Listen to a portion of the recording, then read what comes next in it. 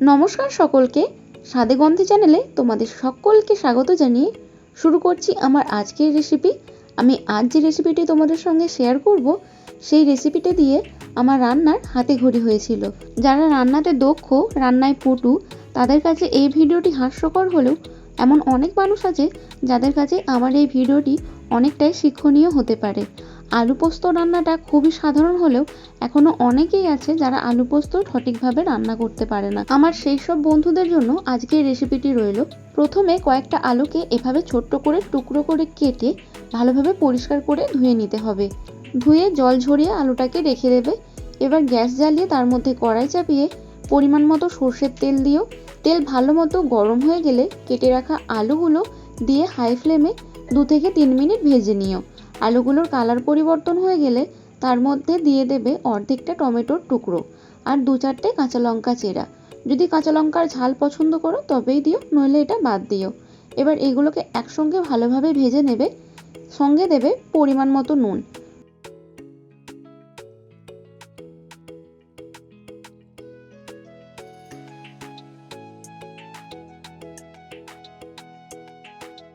নুন দিয়ে সবজিগুলোকে কিছুক্ষণ ভাজার পর দেখবে টমেটোটা অনেকটাই নরম হয়ে গেছে এবং গলে গেছে।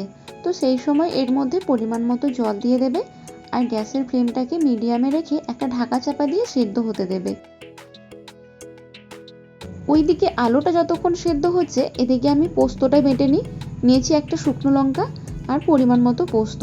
আমি শিলনোড়াতে পোস্তটা বাটছি, তবে তোমরা চাইলে কিন্তু মিক্সিতেও পোস্তটা বেটে নিতে পারো। এদিকে পোস্তটা বাটা হয়ে গেছে, চলো ওদিকে আলুও বোধহয় সেদ্ধ হয়ে গেছে। এখানে দেখে নিচ্ছি খুন্তির সাহায্যে আলুগুলো সেদ্ধ হয়েছে কিনা। খুন্তির কোনাটা একটু করে চেপে দিলেই দেখো আলুটা কত সুন্দর স্মুথ হয়ে নেমে যাচ্ছে। তো আলু সেদ্ধ হয়ে গেছে।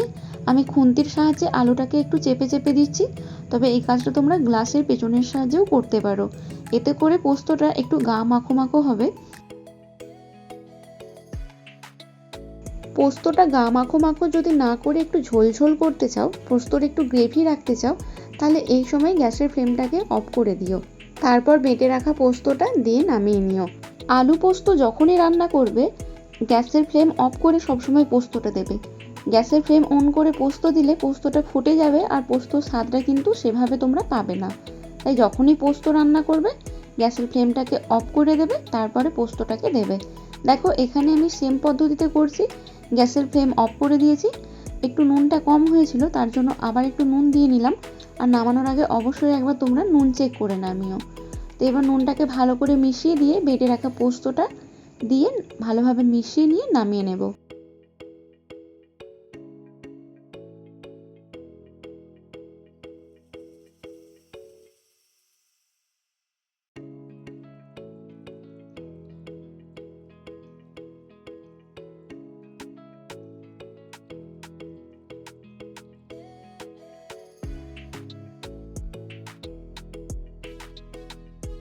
পোস্তটা ভালোভাবে মেশানো হয়ে গেছে। শুকনো লঙ্কা ব্যবহার করার কারণে পোস্তর রঙটা একটু লালচে লালচে হয়েছে। শুকনো লঙ্কার পরিবর্তে যদি তোমরা কাঁচা লঙ্কা ব্যবহার করো তাহলে এই লালচে রঙটা আর আসবে না। আর নামানোর আগে ওপর থেকে একটু কাঁচা সর্ষের তেল দিয়ে দিলাম। কাঁচা সর্ষের তেলের গন্ধ পোস্ততে ভালো লাগে। তবে তোমাদের যদি না ভালো লাগে তাহলে তোমরা এটা বাদ দিয়ে রান্নাটা করতে পারো।